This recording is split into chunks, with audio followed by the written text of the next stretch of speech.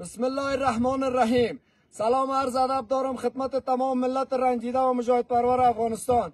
امیدوار هستم در هر جایی که هستین جور و صحت سلامت باشین. هموطنان گرامی هم قسمی که ما و شما شاهد هستیم، سرزمین ما در اشغال یک گروه تروریستی و جنایتکار به نام طالب است و علت اساسی و اصلیش یک تعداد انسانهای بیکفایت و بی‌عزت هستند که در حکومت قبلی به اساس روابط‌های قومی به رتبه‌های جنرالی و پست‌های مهم و امنیتی رسیدن دیگه و همیشه هم لاف میزدن که ما در مقابل طالب استادگی میکنیم، میجنگیم، مبارزه میکنیم.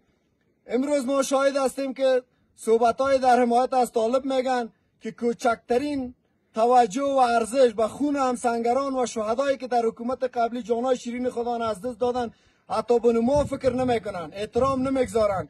با مردم فقیر و بیچاره ما که امروز در زیر ظلم و شکنجه طالب قرار دارن با اونا احترام نمیگذارن. با خواهران ما که دور از تحصیل، دور از حقوقشان که هستن، از حق خودان محروم هستن، حتی به اونا هم فکر نمیکنن. اینا پسترین و بیکفایت ترین انسان ها هستند که امروز در بین اقوام نفاق افغانی میکنن، با یک نحوه خدا میخوان براحت بتن. شما مردمانی هستین که باعث شده وطن ما فروخته شود، وطن به بیگانه ها تسلیم کردین. اگر ما به جای شما می بودم یا خودم میکشتم یا به احترام فاجعه که در وطن آورده و با احترام از امی خون شهدا، به احترام امی خواهرای ما تا آخر عمر سکوت میکردم. شما پسترین و بیغیرتترین انسانهای روی زمین هستین. پس بناهن از تمام وطنداران، از تمام هموطنهای ما خواهش ما ای از برادرانه که لطفا در مقابل از اینا کدام واکنش نشان ندین. بگذارید که مردم دوست و دشمن خدا، مرد و نامرد در این جغرافیا بشناسن.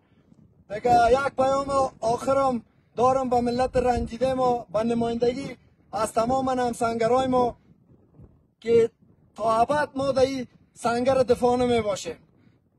به خاطر بازپسگیری و به خاطر آزادی سرزمین ما و جغرافی ما از چنگال گروه ظالم و جنایتکار مبارزه میکنیم و به پیروزی ایمان کامل داریم.